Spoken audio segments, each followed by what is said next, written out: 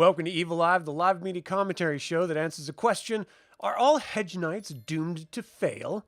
Subscribe if you're new to the channel because today we are reviewing A Knight of the Seven Kingdoms. Now this is the novel. It was also at one time known as The Tales of Duncan Egg.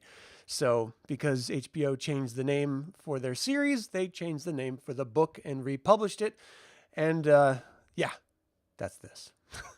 All right, so my initial thoughts of A Knight of the Seven Kingdoms is sweet hell. I wish I would have read this earlier. I really thought this was a novella for kids, and I didn't think it was a part of the adult Game of Thrones universe, like a Song of Ice and Fire universe. And then when the TV series was announced on HBO Max, I thought, well, let me see if I can, if the TV series is any good, then I'll read the novel and I'll see, what it's all about, or I'll read the novellas. I actually didn't know it's like put together in like one book, because ultimately this is a collection of 3 different novellas and there's more planned. So that being said, pleasantly surprised, genuinely loved this book, and I cannot wait to read more. And then of course I can't wait to continue seeing the live adaptation come to life on HBO Max. All right, so let's get into the details of this. This was written by George R.R. Martin, of course. It was first published on August 25th, 1998 as The Tales of Duncan Egg, and it was printed by Babel Brothers Productions. It has since been reprinted under A Knight of the Seven Kingdoms by a different publisher. The collection that I'm looking at here was printed October 6th, 2015 originally. Hey, Chris, how you doing, man? You never read any of Martin's work? Oh, you should. It's so much better than Tolkien, Weiss, and Hickman as far as like the writing quality. I really think J.R.R. Tolkien did a stellar job setting up world building, but I don't really enjoy his descriptions and I don't really enjoy his writing style. Margaret Weiss and Tracy Hickman are kids writers. They write for junior high age people. That's their sort of bread and butter. And I know it's adults that read their books nowadays, not junior high kids so much or middle school kids so much. It's still catered to that sensibility, especially if you read their latest Destinies trilogy, which I know you have, but just for the benefit of the audience. It's very slapsticky and silly, and it's not adult by any stretch of the imagination. Whereas A Song of Ice and Fire by George R.R. Martin is very much adult-centric. It's for adults. It's written to adults, so it doesn't speak down to you. The writing style is very grim and honest to the characters, and sometimes that's great and sometimes not. In this particular moment with Sir Duncan the Tall, it's stellar. The storytelling is just above and beyond, and there is magic, and there is prophecy, and there are hints at dragons, all the stuff that you love from A Game of Thrones, and then House of Dragons, and of course just the entire arc of Song of Ice and Fire. That's the totality of what all these stories are taking place in. It's great. It's 100% great, and it's better than any fantasy I've ever read in my life. That's why I keep going back to it, and that's why I'm so excited when I see it on screen, because I've read the Game of Thrones series that is still unfinished, because he keeps going to write books like this or the House of the Dragon series, and he keeps bouncing around, and now he's on set with this series, and so he's not writing, and he writes other books too, and short stories and stuff, so he's constantly creating, but it also means he will never finish his Song of Ice and Fire series full stop, because he's old, he's not going to live forever, and quite frankly, he doesn't have the time to finish it. So I think all of us fans are just going to have to live with the fact that it's never going to be concluded. And again, you don't need an end to everything. That's what I just like with this series of stories. This is only 3 of the novellas. He's planned 6 or more, and I don't care. I don't need all of the things that he's planned. I just enjoy what he has released. And I sort of limit myself to that. That way I don't freak out or mourn the loss of something I've never had. So let's get back to this here. Again, this is part of the Song of Ice and Fire series, though they are novellas and they are directed toward a younger audience, though it's not kids. It's still, like I would say this is directed at junior high to high school level, but I don't know what other people would say. I didn't see anything specific about it, but that's just from me reading it. That's the vibe I get. Because this is the reality of George R.R. Martin's work is that it's grim, it's unwieldy, it's brutally honest, and it's a difficult world full of socio-political machinations. And they don't always work out, and grudges are held. And it's a world that spans hundreds and hundreds of years. And if you go back into the history, thousands of years. And so it's just really, really gritty, dark fantasy, much more realistic than traditional high fantasy. And because of that, you're expecting it to be brutal.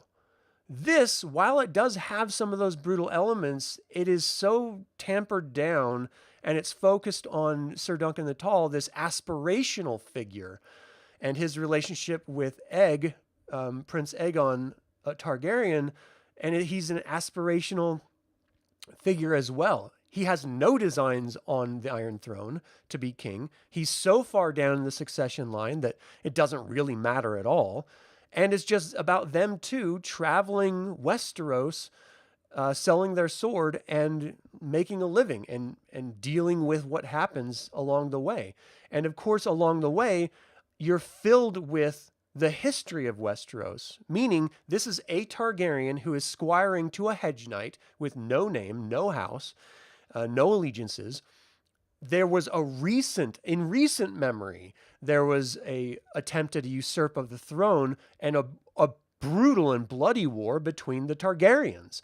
You had basically Team Black and Team Yellow, I think. I might have that wrong. But basically, it's the normal succession was split in two. And of course, House of the Dragon series is about the first split between the Targaryens and the massive war that came out of that. This is about the second one. And there was only the two that I'm aware of that ended up in full global war, not global war, but national war, continental war. But there are no dragons anymore. Like, the dragons are a myth, or they're Targaryens who believe that they are the personification of the dragons because they're from Old Valyria and they were dragon riders, historically. And there's still a lot of dragon eggs out there. So the promise of dragons returning is very real and alive. So we have all of that as a backdrop of rebellion. The rebellion was tamped down and defeated. And now you have all of the houses that backed the rebel, Daemon Blackfyre, who had to then sue for peace ostensibly and give up one of their daughters or sons to the Targaryens in order to ensure that peace was held. And so they're basically like hostages in King's Landing. And so that keeps the lords in line, but there's always political machinations in the background. And Daemon is not dead. He's still out there. So he is slowly trying to rebuild his forces with those scorned lords, and he wants that throne. And so that's happening in the background of Dunk and Egg just sort of traversing around and having a wonderful, wonderful relationship. I am so pleased that George R.R. Martin put out a book that is aspirational, hopeful, self-deprecating, funny as hell, and engaging. It presents the world in an engaging way so that you're not just beaten down by how dark and brutal and political it is, and it's through these two people's eyes, which again, Dunk is a kid. He's like 16, I think, when we start. And I think we get to a point where he's almost 18 or something by the end. It wasn't very clear, at least not to me, how old he is. But Egg is like 9, so he goes to like 10 or 11 or something like that. So they're just kids wandering around as a hedge knight and his squire.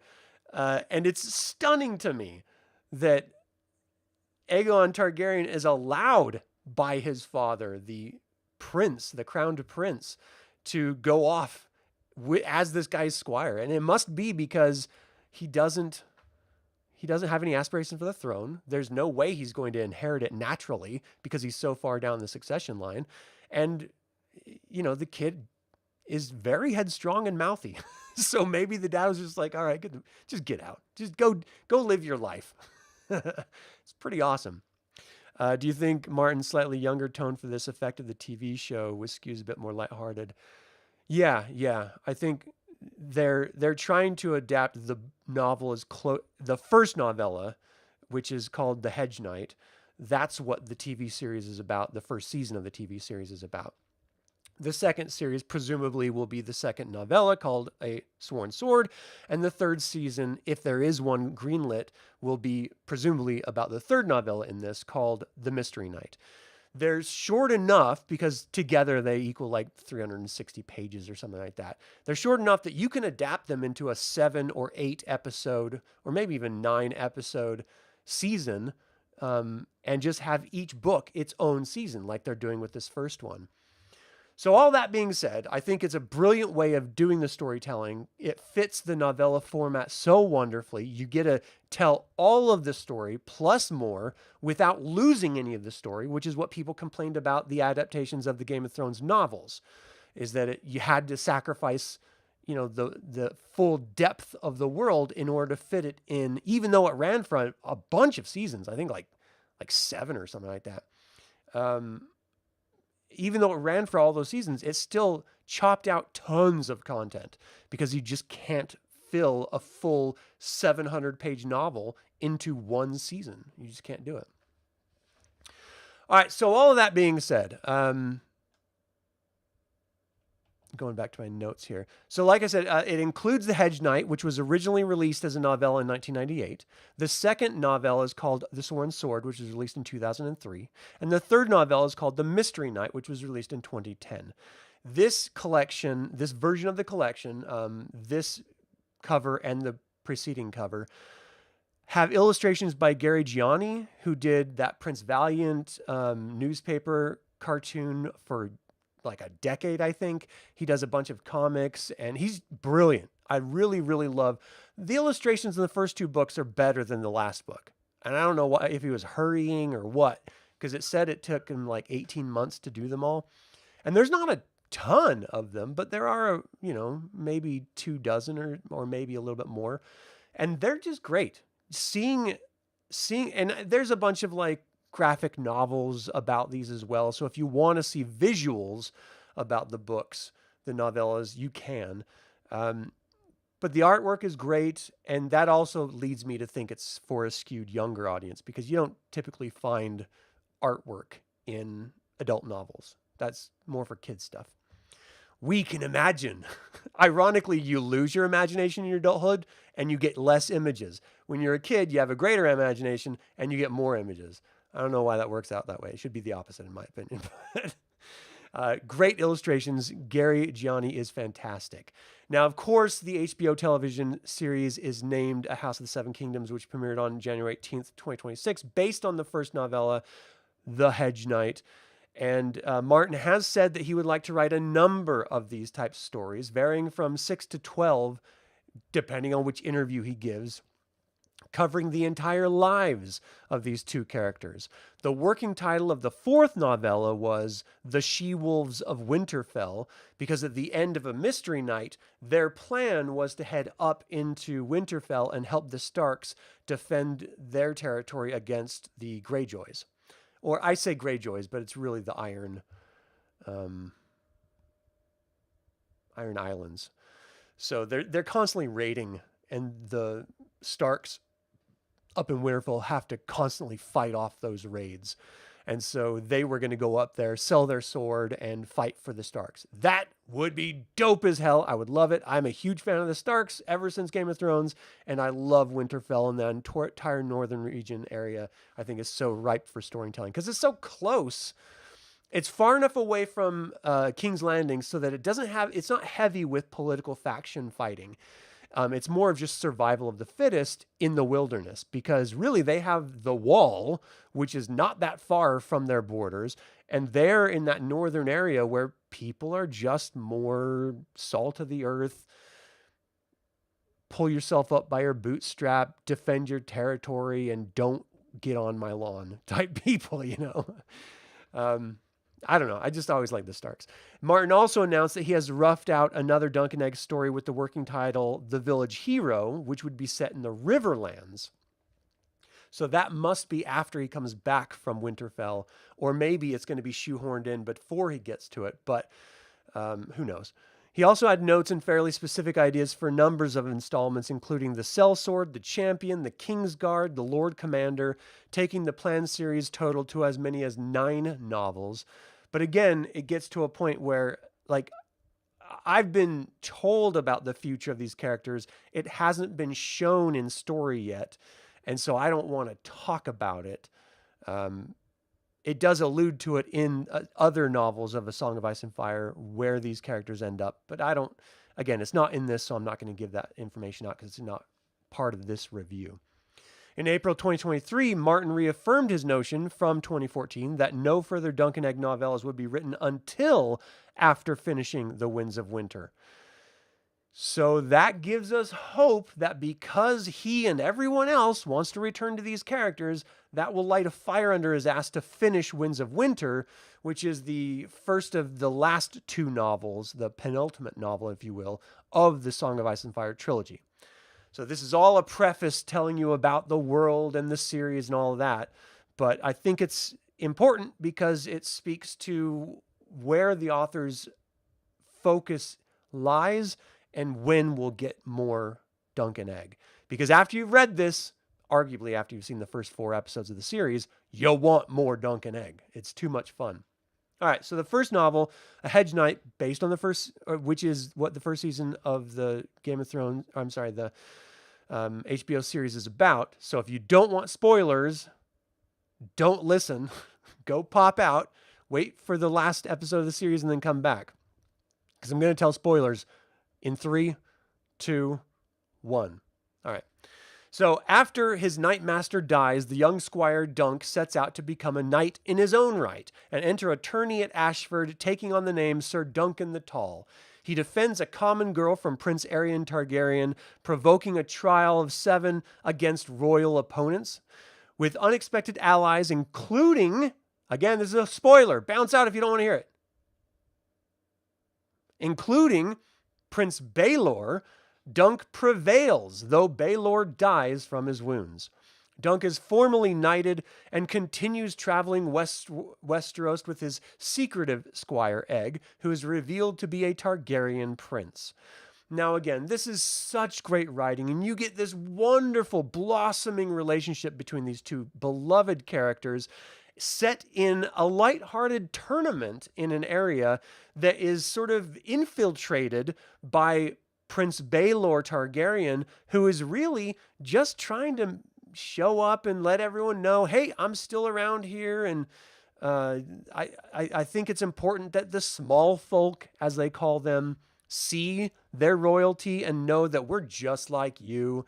But Prince Aerion Targaryen had to be a cunt and fucking stab his lance through the neck of a fucking horse during a joust on purpose, which again drove all of the small folk up against the Targaryens. The Targaryens don't have dragons anymore.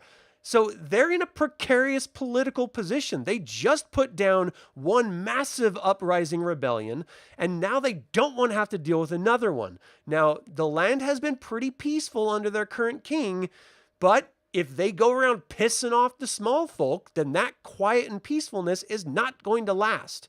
And so Prince Aerion Targaryen pretty much fucked Prince Baelor in this moment by doing that. Now, Prince Aerion Targaryen is, of course, Prince Baelor's brother's son, and so he's not in direct line of succession. Prince Baelor has 2 kids of his own that are first in line for succession once he takes the throne. So, Aerion is just kind of stretching his dragon wings, as it were, trying to prove how badass the Targaryens are in the absence of being able to do it any other way. Then he sees that, oh shit, I'm going to have to fight this giant of a human. I might get killed. Let's do a trial of 7 instead, knowing that no one will vouch for this Hedge Knight who barely even got to be in the tournament at all. And only because Prince Baelor vouched for him, because Prince Baelor knew his liege lord, Aaron of Pennytree, I think his name was. Arlen of Pennytree, I'm sorry. So it was all this huge, massive misunderstanding, all set up by Prince Aerion Targaryen because he is a cunt. That's really, full stop, the justification, the whole reason of everything. And so, like, Dunk is screwed. He's like, I don't have anyone friends. No one's going to fight for me. I'm going to die. He meets this really great squire of a dickhead of a knight, and the knight, Fossaway, promises him he'll help him get soldiers, and he knows knights that'll stand up for truth and justice, because he knows everyone who meets Dunk knows that he is a knight of honor, and he will stand up and do what's right, what is called from knights to do. Aspirationally, it is the most endearing quality of this character, but no other knight lives to those standards. And so it means he's an asshole all the time, getting his ass kicked all the time, getting in trouble all the time. Because also, he's naive as hell, and he's kind of dumb. And so his hopefulness and his naivete end him in innumerable amount of trouble all the time, which of course is entertaining for a story. So Dunk goes trying to find help. Egg ends up bringing in all of the soldiers to help, but there's still one short because Fossaway Fuckface ends up going with the Targaryens because they promised him a lordship to traitor. So now they're screwed. Dunk does this really great speech to all the knights, and Prince Baelor comes out and says, I will fight for you because it's honorable, because you are correct right now, and I have to stand up for the truth. Now, is he doing this for political reasons to save grace from what Prince Aerion Targaryen did to the horse and how the little people see the brutality of the Targaryens? Maybe. Is he doing it because he is an honorable knight and he sees another honorable knight in Dunk? Yeah, maybe. So, I warned you, man. I warned you. But I got to tell you, great storytelling that he stands up for him. And there's this great moment too at the very end where he walks up after the tournament, Prince Baelor, and he looks down at Dunk. He's like, that was a great fight. You did a wonderful job. You won.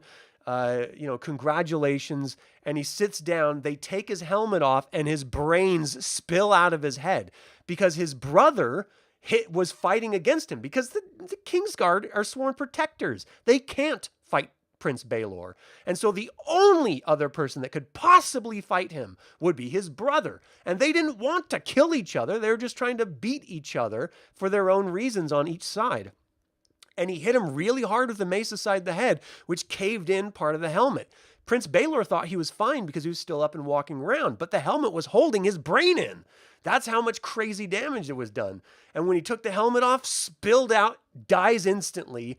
This brother comes over, sees it, and he's beside himself. He is a kinslayer now, and that is a cursed thing to be in this world. No one is going to want to follow you. No one's going to want to back your play in any political machinations. However, he's already in the royal family. He's already, he doesn't need anyone to back him. But it also means that House Targaryen is going to be seen as cursed from this point forward because of this kinslayer moment. And Dunk has this great interaction with him where he's like, look, I want to keep Egg as a squire if you would allow it. And he's like, I have no problem with you having him as a squire, but you need to come to Summerhall, their castle, and you need to have actual knights train him and finish training you, because you are still sorely lacking in a lot of the skills that you need in order to be a true knight. And he's like, I would love to do that, but I need to learn the way that I I started learning, and I think Egg needs to live in discomfort as a squire because he's been a prince his whole life. He doesn't know for wanting. And his dad is like, I don't know. I don't know if I can let you take my son off on the road, how dangerous the world is. And he's like, well, we'll keep his head shaved so no one knows that he's in the Targaryen family. And I will promise you that I will protect him with my life. And he's like, plus, your other sons never lived a hard life on the road. And this is what's happened to them, which ended in the battle and ended in a death of a brother and the banishment of Prince Aerion Targaryen overseas. So he was like, all right, you can take him. Do good by him. Like, don't kill my son or else. And so he takes him off. And that's how Dunk and Egg become officially together and just traveling the land. So the first book, The Hedge Knight, was so great. It was such great storytelling. It's so immersive. We didn't get the interaction with the oh gosh, what is his name? For some reason, it's escaping me. It's my favorite character too, which drives me just insane. Oh my gosh, I can't find it. This is going to drive me nuts. Baratheon, Sir Lionel Baratheon. Oh, the Laughing Storm. So we don't have the intimate relationship dynamic that the series is giving Baratheon and Dunk. And I missed that after watching the series because I loved the Baratheon character in the series. He's great. As far as having read this novella that the first season is about, I think they cast these characters perfectly. I mean, this is spot on, brilliant cast. The only difference is the actor is he's not 16 years old. There's no universe. You see that guy and you're like, oh, he's just a kid. To explain, his unnatural size for his young age. But I think the actor's doing a really good job selling his naivete and everything. So I forgive that. But it's so good. I find the novella is a wonderful companion. And again, it's only over a couple hundred, over 100 pages or something like that. So you can read it in a couple hours, depending on how slow or fast you are as a reader. It's totally worth it. It's 100% worth reading it because it's so entertaining. It does spoil the series though, like I just did. So if you care about that, don't read it. All right. So the second novella is called The Sworn Sword. This Dunk enters the service of the impoverished Sir Eustace Osprey, who lands are threatened by a Lady Rowan Weber amid lingering resentment from the Blackfire Rebellion. That was the war between the Targaryens that just happened in recent memory. In fact, Arlen of Pennytree, Dunk's knight that he squired for and buried at the very beginning of the stories, he fought in that war. He was on the the wrong side of the war. But anyway, he fought in the war. And so that's how recent it was, is my point of bringing it up. So there was a dispute over water rights, which escalated into violence, revealing old betrayals and personal losses on both sides. Dunk ends up trying to broker a resolution through trial by combat, which through defeating Rowan's champion, and the conflict ends in reconciliation and marriage between the rival lords, and Dunk ends up departing, having earned the moral complexity of feuding loyalties. It's so great because he didn't know that the lord he swore his sword to was part of the defeated rebellion. Egg is part of the winning rebellion. And so if he knew that, he never would have swore his sword to him because, again, he was a traitor and a rebel. And you don't want to back those types of people, especially if you have the winning side as your squire. It just not only politically looks bad, it's you literally supporting the enemy. And so he didn't know it. He signed up for him. And there's this really great part in this book where he's going with another knight where they're coming back from sort of checking out the lands and stuff. And actually, it's just picking up ale is what they're coming back from, wine or ale, one of the two. And the other knight sees that the water isn't going, so Dunk goes to check it out with him. And the other knight attacks one of the commoners, slicing his like mouth to cheek all the way up, which is a pretty bad wound, but he doesn't think it's a big deal because he's a knight. That was a commoner. The commoner was mouthing off. The problem is that that commoner was working on behalf of the lord of that land, a lady Rowan, and she is rumored to be a sorceress. She's rumored to be a black widow because 3 of her husbands have died in a row. Everyone thinks she's this old crone that's just evil and wicked. And so they go back to their liege lord, and Sir Eustace Osgrey is like, we need to get that water flowing, because they were building a dam, stopping the water from going through. What ends up is, because of the outcome of the war, Lady Roanne had rights from the king to have control of the water and land. That's land that Osgrey was promised by the defeated lord. And so he's always been resentful and jealous, and he lost his son in the war. So he's, got a lot of pain on his side because of it. Roanne was actually dating that dude that died. And so she's torn up and pained by it as well. But she has to marry someone in order to keep her lands, and because it's all part of that contract. Her father signed saying, you will marry by X time, or else the land falls to someone else.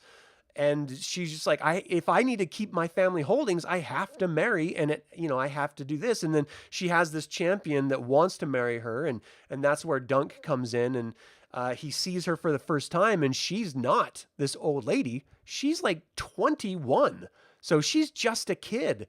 I mean, she's older than he is, but still just a kid. And they instantly have a physical attraction to each other. But he's lowborn, she's highborn, so they can never connect. She even makes comment like, if only you were a highborn, I would marry you, and then you could protect my kingdom.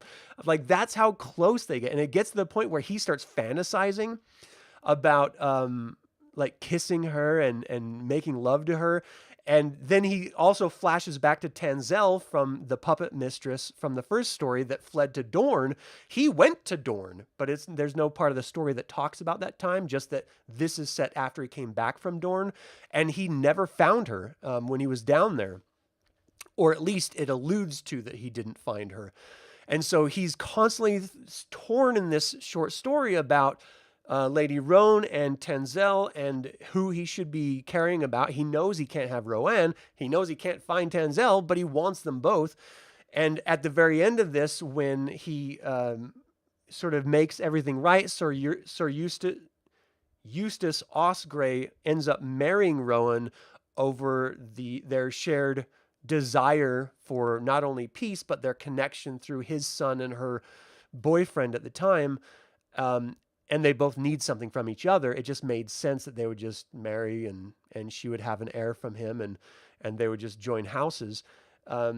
Before Dunk leaves, he like grabs her, and they share this really passionate kiss, which is just like, go Dunk! That's amazing that he had the balls to kiss this woman that was threatening to murder his ass not long before that. But she was so appreciative that he helped facilitate not only the joining of these two unions, but also that he was such an honorable knight. Again, this is not normal in this world, to have someone who is actually a good person and a good knight who believes in what it means to be a knight and then acts that way. There's tons of knights out there, but not many people actually do that. And so it's just so great to see him actually appreciated, even though his naivete and his desire to be a good knight gets him into all this trouble. So the second novella is fantastic. I was super down for it, and I loved it very, very much. The third novella is called The Mystery Knight. Now, this one, Dunk and Egg are traveling towards Winterfell. They're probably going to be joining the Starks to fight off the Iron Islands during their raids, but they're sort of stopped on the road by this massive group that's heading off to a wedding to do a tourney. They're invited to go with by this character that calls himself Fiddler. Well, Fiddler is actually an undercover Daemon Blackfire, the actual usurper. He is actually regrouping, and all the people going to this night, including the wedding of the knight's castle that he's going to, they're all rebels, and they're all planning on building up in order to fight the Targaryens. They find out the Egg who he is, Aegon Targaryen, And during the tournament, Dunk is almost killed, and it's revealed that he was paid to be almost killed in the tournament. They don't know who did it, but it turns out that there's this one guy working on behalf of Daemon Blackfyre that, without Daemon Blackfyre knowing, that's trying to get rid of Egg and Dunk because they know who they are. The tales from that first tourney of the Hedge Knight story have preceded them wherever they go, especially because of the death of the prince. So this is like a perfect time for the rebellion to renew, come anew. And ultimately, he is defeated. Egg is kidnapped. Dunk goes on this crusade to go find Egg. He ends up finding him. Egg threatened, telling the local lords that Prince or King Maegor is bringing his army in here to tamp down this rebellion, and they were sent here as spies, and they all buy it because it's fucking Aegon Targaryen telling him this. And so the whole union of all these rebel lords starts falling apart. We have this great battle sequence standing up between the bad guys and Dunk literally takes a dude's arm off, which is badass. After he got his own head caved in from this damn tournament, he almost gets murdered by this other guy, and he ends up killing him and throwing him in a fucking well. Well, not killing him, but throwing him in a well wounded. And presumably the guy dies in the well. Later on, he's beheaded and his head is put on a pig pole with some other rebels. But the Targaryens in charge end up coming into town and setting everything straight and taking Daemon Blackfyre as a prisoner so that the rebellion cannot continue. And ultimately, it just ends. It's all predicated on the idea that all the knights are showing up because not only are they part of the rebellion, but they want to show their support to the rebellion, and they're promised a dragon egg if they win. And the dragon egg supposedly is real. And the idea of a dragon egg being out there is a big fucking deal, especially for someone like Egg, who, again, he's a Targaryen in a legacy of no dragons. So if he could get his hands, and of course, back home, he has his own dragon eggs, but they're like stones. If he can get his hands on all of the missing dragon eggs, maybe they might be able to hatch somehow, and then the Targaryens get their power back. But having a dragon egg in the hands of randos is never a good idea. And so that's the sort of linchpin prize for this tourney that's going to be going on. It's brutal. It goes right into the deep end of the political rebellion. And it's a nice way because we start with Dunk being outside of everything. And we end with him being deep into the political machinations of Westeros because of his connection with Egg. And this story ends with them leaving it all and continuing up north. And the Targaryens being okay with it because Dunk is doing everything he can and consistently protecting Egg. And it's so fucking good of a story. The first half of it was a little slow, and I was starting to sort of wane a little bit, not getting very interested in the story beats. But the second half really picked up. Once I found out the political background, it became almost a thriller and almost like a mystery thriller that with a lot of just brutality and excitement. And I thought it was really wonderful. And ultimately, I gave this entire collection 5 out of 5 Evil Eyes. This is a wonderful fantasy collection about Duncan Egg. It is engaging. It's quick read. It's fun. It's funny. Like I was laughing out loud at some parts. There's parts where I was actually getting misty-eyed because of the storytelling. I mean, it runs you through the gamut of emotions if you're a empathic human being.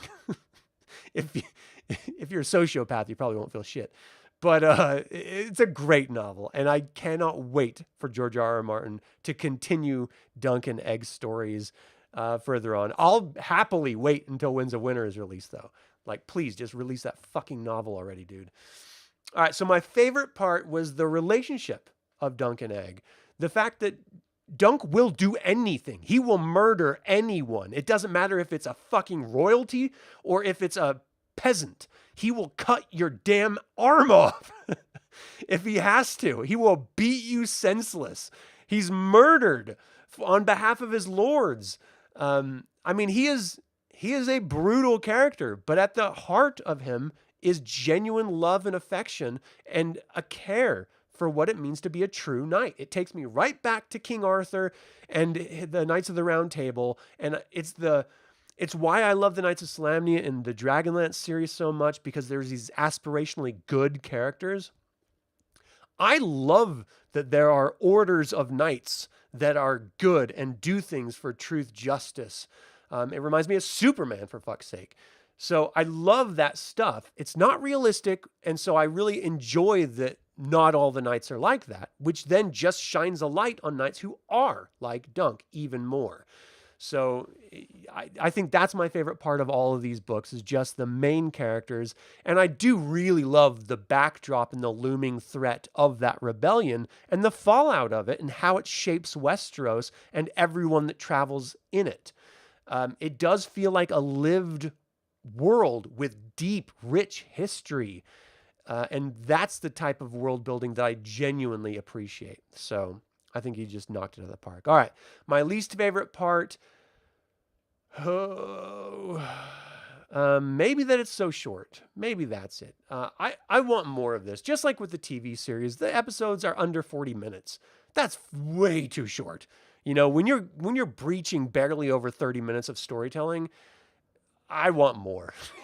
I need more. I got it out of this, but this is done now. So HBO's got to step it up. I really, really want more. So I really enjoyed that aspect of it, that it leaves you wanting more, even though it was a little short. So that was my least favorite. And of course you saw my ratings, so you know it's definitely worth reading if you have an opportunity to do so. That makes tough. 16-year-old in medieval area was the equivalent of early 20s in your mind. Oh, probably older. Like a 16. I think when you were 13, you were considered a man. And so 16, you know, maybe mid 20s, early 30, maybe. So yeah, I mean, it's definitely that, you know, that sensibility for the time. Your first time watching Game of Thrones, you were shocked by the lack of traditional goodness you see in other fantasy. That's what makes it so good, though. The grittiness, political machinations, etc. Yeah, I totally agree. And because I love fantasy, I wanted monsters, I wanted dragons, and it gave me that. So it felt very human and grounded, but it also had mythological creatures and all of those fantasy tropes. They may be a world away in some cases, but they're all there. You know, and sometimes it's above the wall with like undead and stuff like that, which is super exciting and cool. But the dragons are dope as hell. And I love the fact that they are so terrifying and so powerful and so rare.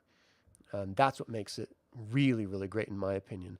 So, all right, well, that's it. Thank you guys so much for tuning into this. Of course, if you like these types of shows, subscribe to the channel, click the like button and comment. It'll help other people who like these types of reviews find the channel as well. I genuinely appreciate all of the Patreon patrons and YouTube members. Thank you guys so much for your support. And as always, remember that evil spelled backwards is live. So get out there and be evil.